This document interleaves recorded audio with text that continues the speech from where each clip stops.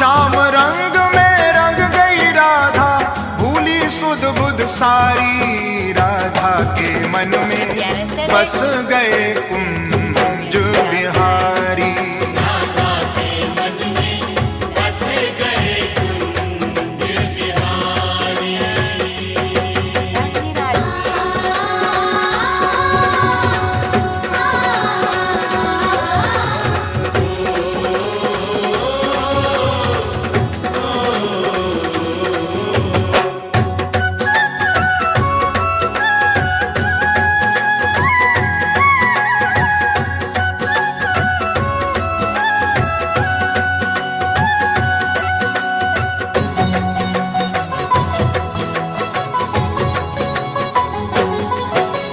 श्याम नाम की चुनड़ी ओढ़ी, श्याम नाम की चूड़ियां,